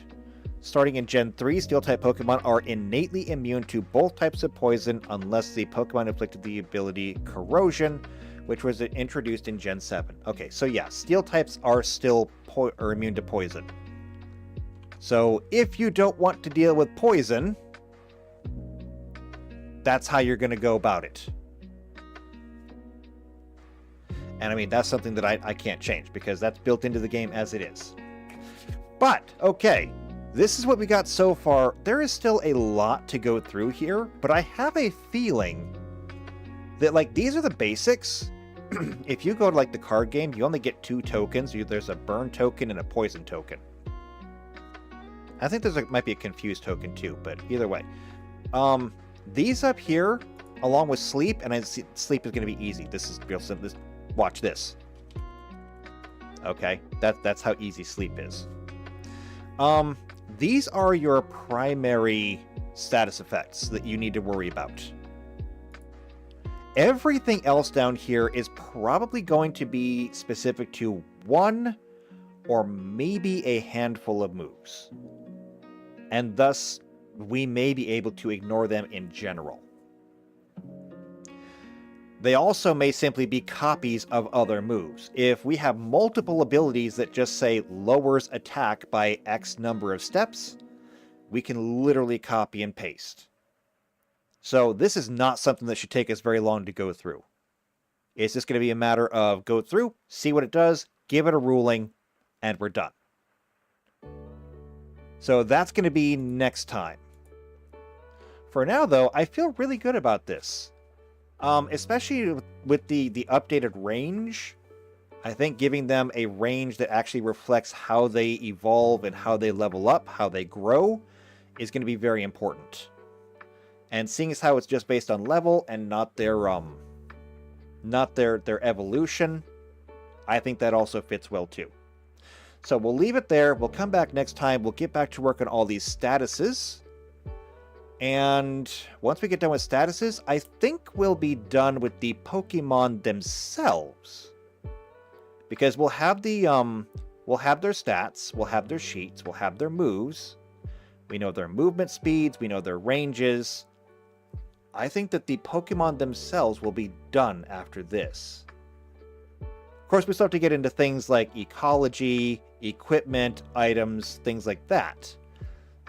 But even then, a lot of that's going to be done for us by the game itself. We'll need rules for, catching Pokeballs, things like that. But otherwise, I think we're in a good place. So, I'm going to leave it off here. Don't forget, if you're enjoying this and you want to see more of it, go ahead and subscribe to the channel. If you want to see, if you know people that are also into either Pokemon or tabletop games, go ahead and share this with them. Because, I mean, we're doing good work here. Come and enjoy it. If you like this video, this stream, if you like me, go ahead and leave a like on it. You can leave a comment down below. But if you're going to leave a comment down below, might I suggest, join the Discord. Once you're on the Discord, join us in the Behind the Screen channel. Let me know what games you want to play there and what your availability is. Once I have enough players for a game, I will go ahead and get that game together. I just need the players first. Okay? Gotta have them first. So, I hope to see you there. I hope to see you back here next week for more Pokemon. And until then, take care.